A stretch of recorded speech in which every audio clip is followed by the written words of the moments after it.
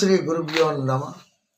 శ్రీ విశ్వావసు నామ సంవత్సరం పుష్యమాసంలో మేషరాశి వారికి ఏ విధంగా ఉంది? మేషానికి అధిపతి ఎవరండి? కుజుడు, మంగళగ్రహం. మేషరాశి వారికి చాలామంది కొంత భయభ్రాంతులు చేస్తున్నారు. కారణం ఏంటంటే 1000 మంది శని ఉన్నాడు, ఏలినాటి శని అని చాలామంది చెప్తున్నారు. నాకు చాలామంది అడుగుతున్నారు.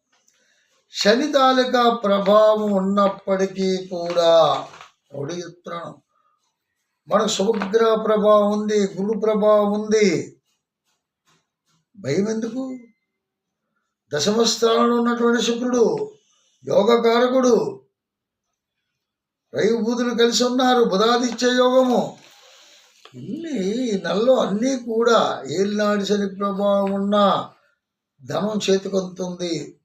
ఎన్నో కష్టాల్లో ఉన్నటువంటి, ఇబ్బందులు పడుతున్నటువంటి కుటుంబాలు కూడా ఈ పండగ సమయం ఆనందంగా జరుపుకుంటారు. అయితే నిరుద్యోగులకు, పిల్లల పాపం చదువుకున్న పిల్లలు, ఉద్యోగం గురించి అవస్థ పడినటువంటి వ్యక్తులు ఎవరైతే ఉన్నారో వాళ్ళు బాగా ఇబ్బంది పడుతున్నారు. సరైనటువంటి ఉద్యోగాలు దొరక్క ప్రయత్నాలు చేసుకొని ఆ ప్రయత్నాలు ఫలించలేక దగ్గరికి వచ్చి కూడా జారిపోయినటువంటి పరిస్థితుల్లో సతమతం అవుతున్నారు. అటువంటి వాళ్ళకి కూడా ముఖ్యంగా చెప్తున్నాను, భయం పడాల్సిన పని లేదు. ఇక మీదట శని ప్రభావం ఉన్నప్పటికీ కూడా మీరు ధైర్యంగా ముందుకు కొన్ని కార్యక్రమాలు చేసుకుంటూ పోతారు. ఆటంకాలు ఉండవు. ఎటువంటి ఆటంకాలు లేకుండా మీ కార్యక్రమాలన్నీ కూడా అన్ని సమయానికి పూర్తి అవుతాయి. వైవాహితులకి ఇప్పుడు ఆ పెళ్లి విషయాలు మెత్తకండి.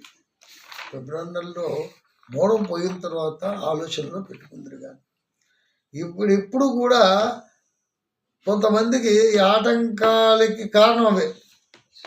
ఏమండి, మా చుట్టాల అమ్మాయి ఉంది, వాళ్ళు చూడమని అంటున్నారు, ఏం చేద్దామని. మోడం అండి, శుక్రమూఢం, అది చాలా ప్రమాదకరమైనటువంటి మూఢము. మూఢంలో పుష్యమాసంలో ఎటువంటి ఆలోచనలు కూడా మీరు పెట్టుకోకండి అని నేను చెప్తున్నాను. అందుచేత ఎటువంటి ఆలోచనలు పెట్టుకోకండి. వివాహం విషయంలో ఫిబ్రవరి 13 తర్వాత మనం మాట్లాడుకుందాం. అన్నీ కూడా శుభకార్యాలు బాగానే ఉంటాయి, అందులో ఎటువంటి డౌట్ లేదు. పంచమ స్థానంలో కేతు ఉన్నాడు, కొద్దిగా ఇబ్బందికరమైనటువంటి పరిస్థితుల్లో ఉన్నాయి. దశమ రాజ్యస్థానం బాగుంది, ఉల్లాసంగా ఉంటారు, కుటుంబ సమేతంగా ఆనందంగా గడుపుతారు. భార్యాభర్తల మధ్యన చిన్న చిన్న వివాదాలు ఏ వచ్చినా కూడా అవన్నీ కూడా సద్దుమణుగవుతాయి. భయపడాల్సినటువంటి ప్రమేయం లేదు. ప్రేమలు ఫలించక బాధపడుతున్నారు. ఆ ప్రేమలు విఫలం అవుతున్నాయి కాబట్టి కొద్దిగా పెద్దల అంగీకారం దొరికినంత వరకు కూడా శాంతియుతంగా ఉండడం చాలా ముఖ్యము. ఇది పెద్దవాళ్ళు ఉంటారు, వయసు మళ్ళిన వాళ్ళు, అనారోగ్యంతో ఉన్నటువంటి వ్యక్తులు ఉన్నారు.